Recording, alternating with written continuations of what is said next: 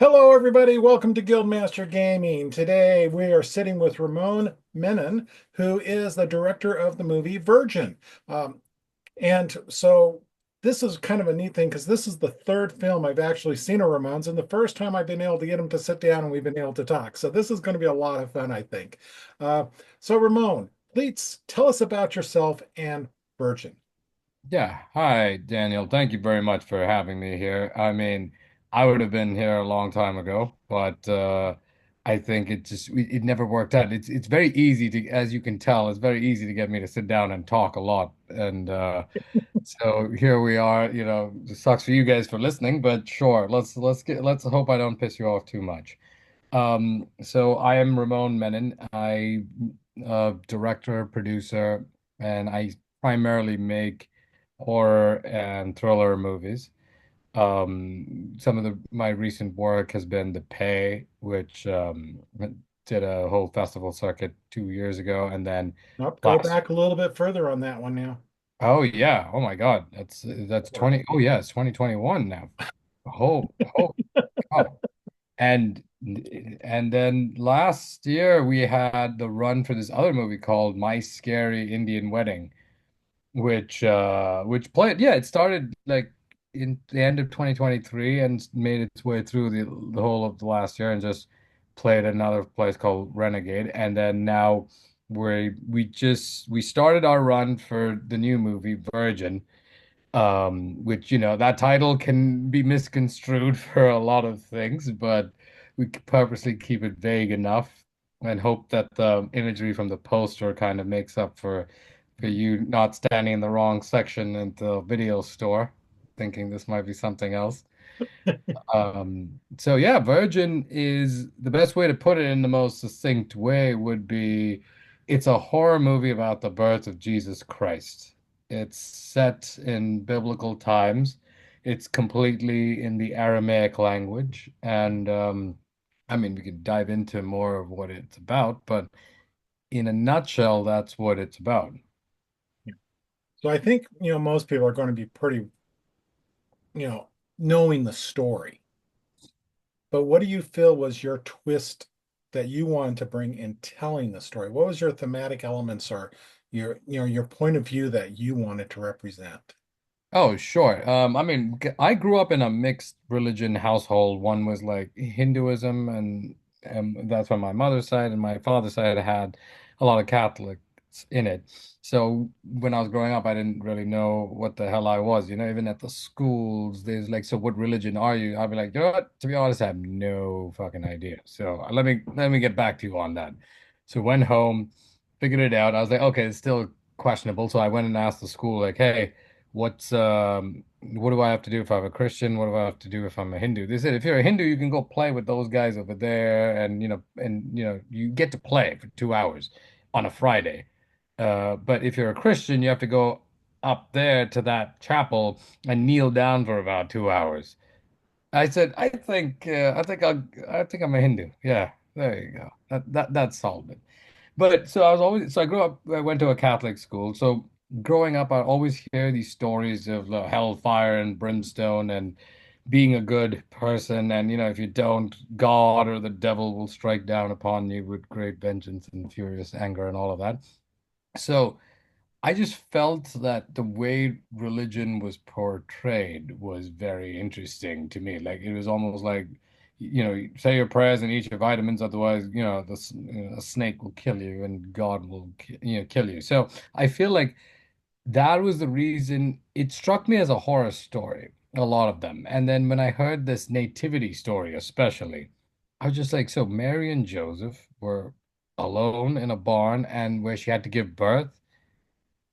That sounds pretty scary because they were supposedly being, that's right before King Herod announced the proclamation of the massacre of the innocents.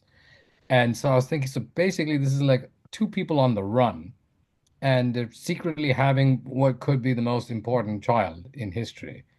And and I felt like for some reason that just sounded more scary to me with that imagery of them being alone. And it just struck me as a haunted house movie. Like, I don't know why. I was a sick fucking kid, maybe.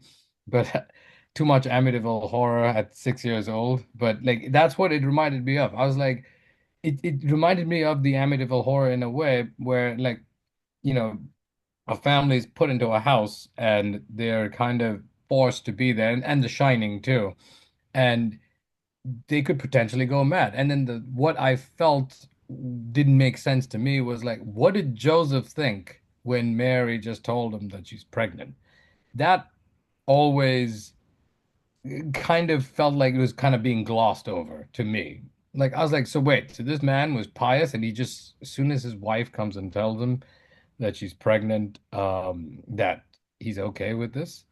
So I felt like there's something to be explored over there. And it always stuck with me from a young age. And especially as I got older, when I, found out the mechanics of how babies are made and all of that. I was like, see, like I knew it. Like because it never settled with me correctly that this guy was the father, but there is another father of this child. And as a child, as a kid at 6 or 7, I'm still like, what, two fathers, the same guy, and one of them is God? How does that work?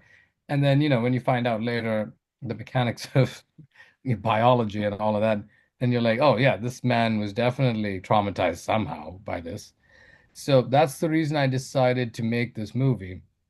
And I feel like putting it in the vehicle of a genre movie, like a haunted house movie, was probably the way to explore it because this would allow me to look through the ideas of, belief and, faith, and more than anything, love between a man and a wife, and how do you need proof that someone loves you?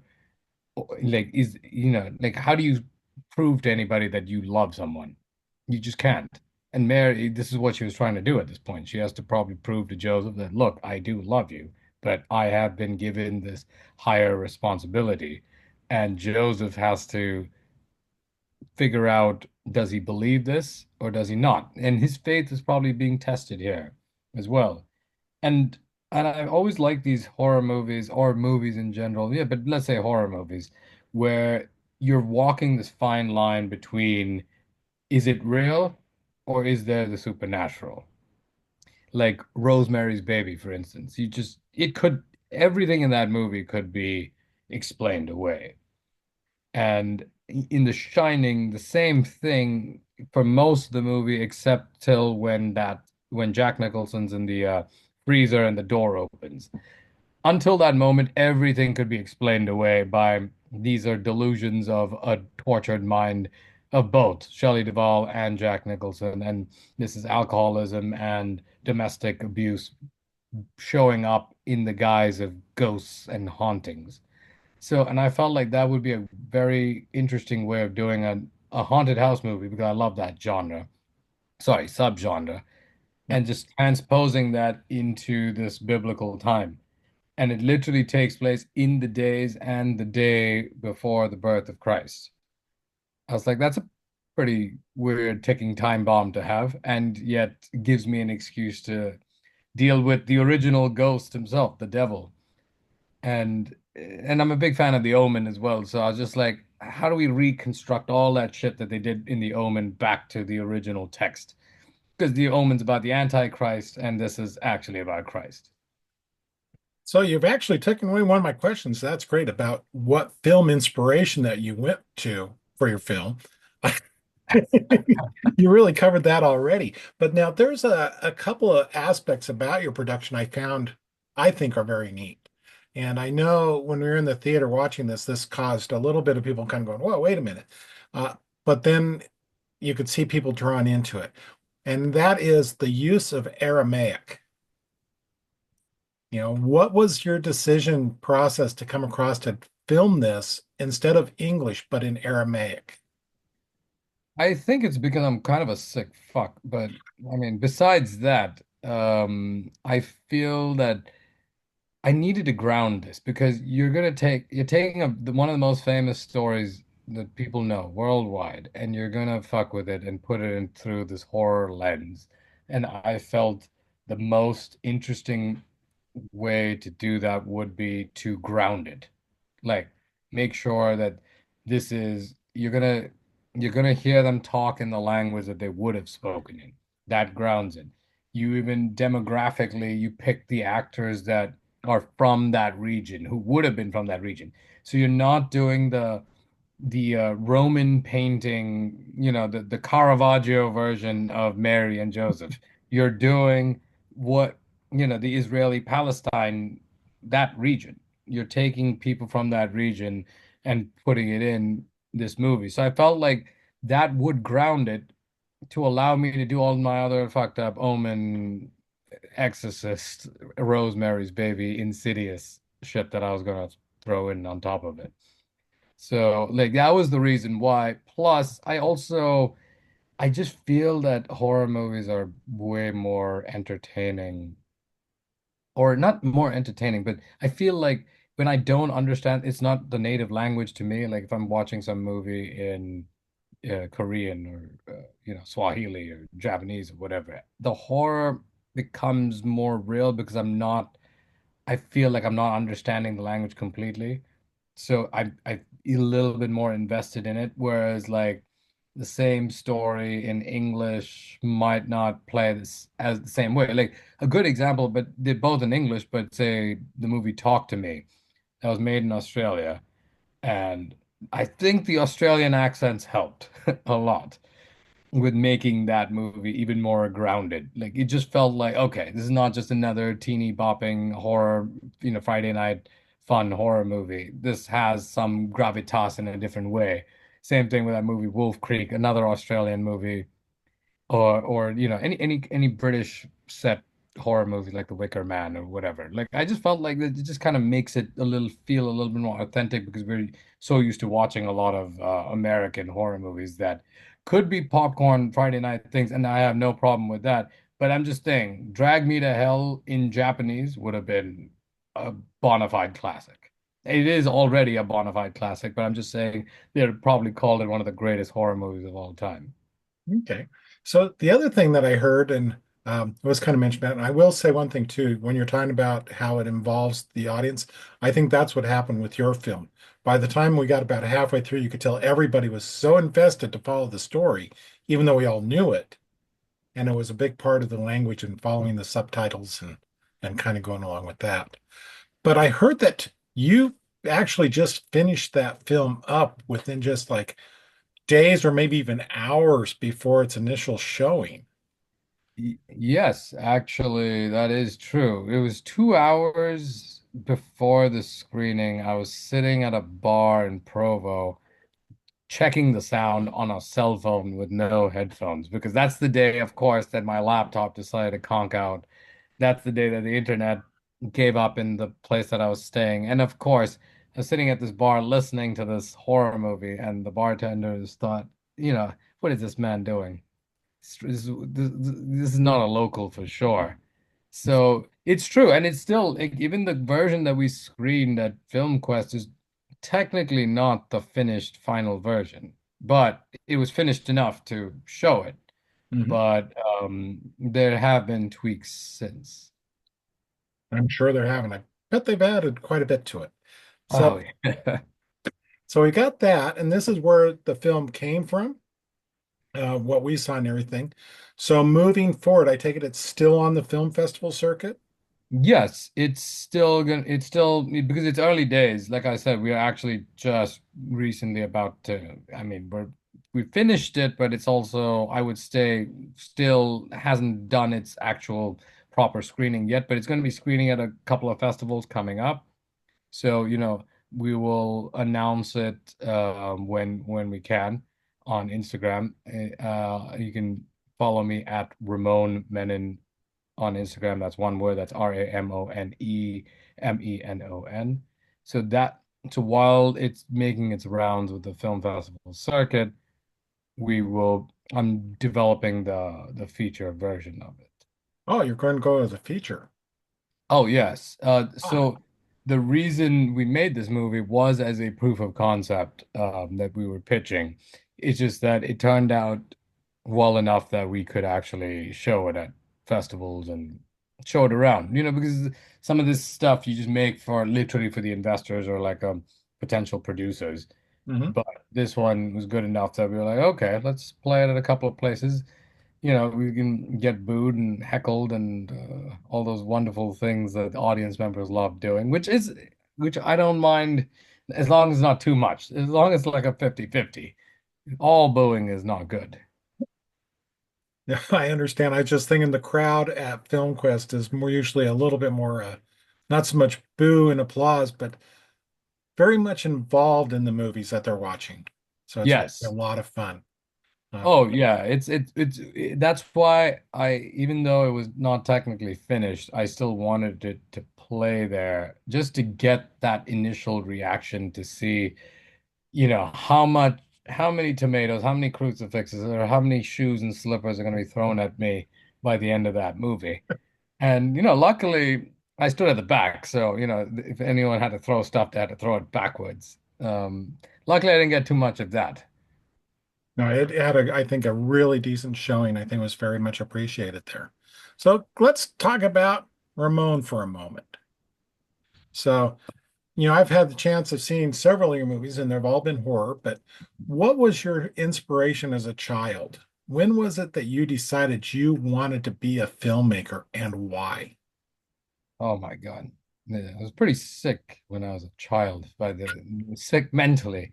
Still am in a weird way, but I feel like it was, like my dad would be watching all these like random movies and stuff, because he loves movies. And like I think I stumbled in and he was watching um a movie where a guy's getting his arm chainsawed off, and I was like, "Hey, Dad, what is this?" And even though like I knew I shouldn't be watching it, like I stumbled in, I was like, "What's this?" He's like, "Oh, it's a movie called Scarface, and that's a guy named Al Pacino." And I was like, "Oh, really?" And I got into it. My mother would never approve of this, but luckily, she wasn't in the room when all this was going on. Then I stumbled in, watched the Amityville Horror. Same thing with the original Django when with Franco Nero. I was just like, just the idea that this guy was dragging a coffin around always fascinated me. And I was kind of disappointed that it actually was a Tourette gun for some reason. When he pulls it out and starts shooting everybody, I was hoping it would be like some kind of a ghost or demon or some shit, like a zombie or whatever. But I think that's when the horror thing started kicking in a little bit, watching these movies, even though they're not exactly horror other than the Amityville one. I feel like that, and it's also the VHS covers. That was the other thing. I would see like the cover of Evil Dead, and it would be like, "Do not watch alone," or the blue or the DVD cover of The Exorcist. I'd be like, "Oh." It's like because we had all these because I grew up in India, and over there like some of these you'd have to like get these movies from like other countries, or like it'll be like illegal tapes or illegal VCDs or DVDs. So and these had like these weird covers. So the covers sparked an imagination on its own. And then I think I watched a lot of Scooby-Doo too. I think that definitely contributed to the horror element because I was just like, okay, it's all fun and games. Because some people I think had Abbott and Costello back in the day. I had Scooby-Doo. So I feel like that always influenced it. And plus, I was a big fan of the Agatha Christie novels. Hmm. The first novel I read was And Then There Were None. And I know it's a murder mystery, but for some reason it felt more horror than thriller. Yep. And I feel like all of that and reading The Hound of the Baskervilles, that was another thing that messed me up like really badly because I was just like a howling dog at night. That sounds scary as fuck. I mean, there's a great mystery to it and all that, but I was like I almost didn't want to get to the end because I didn't want the horror to stop. So I feel like that influenced me getting into the horror. And then in my right before the teenage years, I saw Psycho, and I think that was like, okay, this is an intelligent horror movie, and I don't know, is it like a supernatural horror movie or is it just a serial killer psychopath movie? And the fact that you don't know that until the very end was just like I was like, okay, that's what I want to do. Yep. Yeah, and like you remind me one thing when I'm teaching writing to people, and that is every good story has an element of horror, an Yes, element of romance. yes, And it's how you make those work that make it, really fascinating. So Oh yeah. so we got how you got into movies, and you've even talked about why horror, uh, is a big thing. And I got a cat down here wanting attention. Yeah, it's gonna be a horror movie of a different kind. Well, his name is Phantom. Oh So, wow, what a great name. well, he's That my that cat. that's honestly one of the best names for a cat I've ever heard. Oh, oh wow. Hello, Phantom. Yeah, he's a red point Siamese, so he's my toasted marshmallow. Uh, Nice. Did you name him after like the Phantom like cartoons? I mean, not cartoons, that superhero, or like Phantom of the Opera? so actually, because of my own things, we waited for a few days, and it's just the name that came to me that this is who he was. Nice. And it's like his brother is named Saban, um, Oh wow. and not like the coach. It's actually the spelling of the archaic English word, which was a variation of saber. Wow. Okay, I So, didn't know that. yeah. So I tell people we have one that has a name and one with a title. Oh, great. See? I wish I had a title other than dickhead. No, no, I'm not. I was just remembering some of the things from Film Quest, some of the shout outs that were always being given. Uh, That's very true. we won't go there. So, so we got, what it is about horror. We've been interrupted by Phantom here, who's now curled up on my lap. Uh, Oh, don't worry about it. It's a but, pleasure. so you got, I guess, what you're working on now is putting together the feature for Virgin. Yes, yeah, and it's been an interesting. I mean, I've already gone through a couple of iterations of the script, a couple of drafts. I just realized that it's more Old Testament God than New Testament God. There's a lot of it's been the most fascinating thing about developing this from both the proof of concept and now the feature is just how much horror and violence and gore and psychological torture there is in the Bible. And I'm loving it. Like, any kind of inspiration, anytime I'm stuck, I just like decide, open up another page, open up another story and you'll get there. So it's almost like this is like the greatest hits of the Bible being thrown in and being recontextualized. I mean, and it's so fascinating because you also get to re see like old paintings, like from like I was talking about, like all the Jericho and the Caravaggio stuff, and then going to the Dore books of all his paintings for the woodwork. I don't even know what it's called, the wood carvings or whatever for the Bible. The woodcuts. And the woodcuts, yes. Yeah, please forgive my lack of vocabulary. I am a foreigner. Okay. And so, but yeah, that's been the process so far, and it's been a really fascinating process, and I'm enjoying it. But that's what's next. It's a very contained film, but it's also a very exciting film to try to decipher and make. Okay. So when you're not working on film, Ramon, what do you like to do to kind of unwind and kind of just get out there?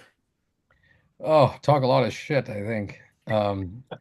That's usually one of it. I usually like to, just explore. I mean, I'm in LA, so I just kind of explore the city for there's so much history that's, just because it's not touristy history doesn't mean like you can find so much stuff around here.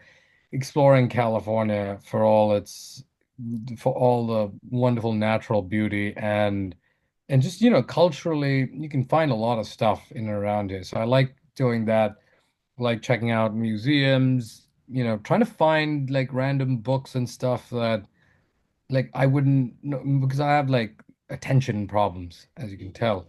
But I like to find like random books that inspire like different stories and stuff. And then I think and do a lot of wine tasting as well. That's another and whiskey too. I There you think a go. little too much of that, but that's gonna have to slow down a little bit. But The rest of it So will so I continue. know a screenwriter I'm going to have to introduce you to at Film Quest. She's invited me a couple of times to whiskey tastings. Oh, Jerry. You're talking about Jerry. No, I'm talking about, I'm just drawing blank on her name. She lives right here in Utah and she's made it in there a Oh, few years. Uh, oh, nice. so yeah, another one of those kind of strange converts living behind the Zion Curtain of Utah. Uh, That's great. See, so that's perfect. maybe You we'll, have to have the resistance over there.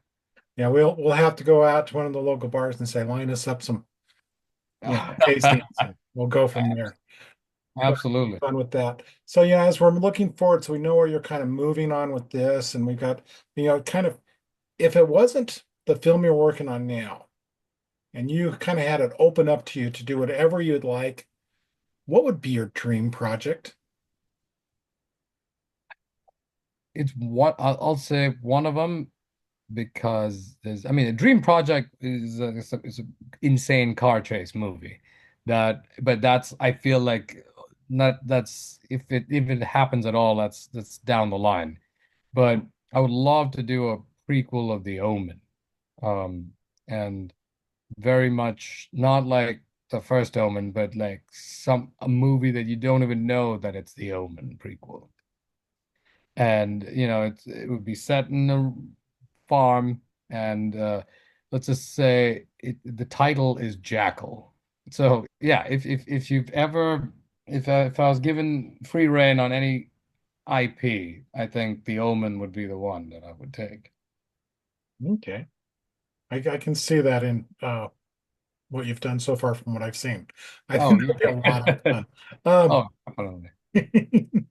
so we got, all these different aspects we're doing. I'm going to ask now kind of a little bit different question before we wrap up. And that is, if someone was to come to you and say that they want to become a filmmaker, Yes. what piece of advice would you give them? I mean, it's usually like that's a loaded question, but Yeah, it is. I'll try to be as succinct as possible, but it is still a long answer. I mean, first I would say start making movies immediately. Like figure out I mean, it's a stupid answer, I feel, but it's also a great answer at the same time, because I've heard many people say it. Get into Start to learn how to write a script one way or the other, however your process is. If your process of writing that script is prose, do it in prose. If it's in screenplay format, do it in screenplay format. If you want to George Miller Mad Max this shit and do like a bunch of storyboards, do it that way. Graphic novels, whatever it is, start learning how to tell stories visually. I feel like when one of the big mistakes I made when I started was trying to do too many like play type movies where it's a bunch of just people talking. And it took me forever to get out of that habit.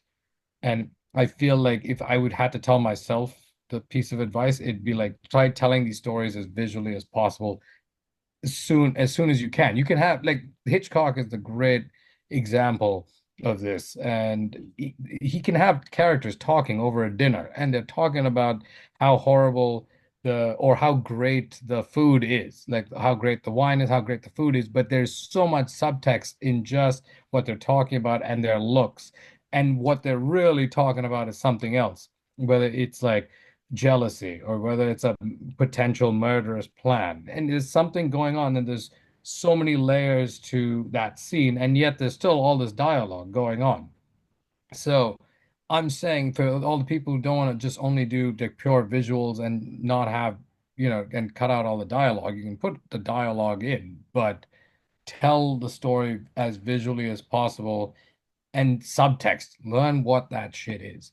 Because I feel I took forever to figure that out too. Still learning. And I feel like, and then start making these movies, whatever it is, all these drawings or like little scripts that you write. Take your cell phone, start practicing, get one or two very patient, dedicated friends who either you're going to feed or supply a lot of cocaine to or whiskey or whatever your poison is, or sex if you have to, if you're whoring yourself out, whatever it is, and make those movies and try to make them short. I feel like one of the toughest things that I still haven't cracked is making the actual short film. Like that is the 1 minute, 2 minute movie. And there's a great saying, I forgot who the hell said it, but there's a great saying that if only I had more time, I'd have written a shorter letter. And I think it takes so much talent and so much know how to make the shortest film possible. And some people are doing a bang up job with it. I feel for me, that's a beast that I'm still trying to like learn and contain. I think if you learn that, you will start learning to tell everything efficiently, which will feed into if you want to make features, documentaries, whatever, to episodes. I think that'll really help. I think that's some great advice right there because in our writing group last year, we do an anthology every year. And Yes. last year, our anthology, uh, actually, well, it's kind of out of reach right now. Maybe no, here it is. Got one right here. Ghost Towns. Oh, nice.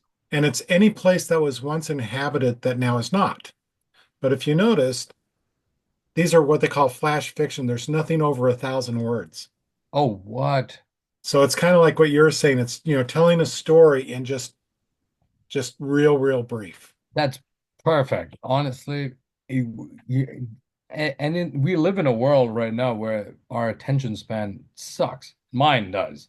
I know. It's all the social media crap has ruined my brain and attention span. So this is a good exercise of like, okay, how do you get some idiot like me to pay attention very quickly to something? And even some, I think somebody said it. I forgot who said it, but there was they're saying if you want to catch the film industry's attention, you have to think of that you whatever movie you've made, and you're on the outside making these little short films or whatever or proof of concepts. Imagine the person who's watching this movie. He's watching it on his laptop with the lights on. He's on the phone and he's checking his email at the same time, and you have to grab his fucking attention immediately. How do you do it?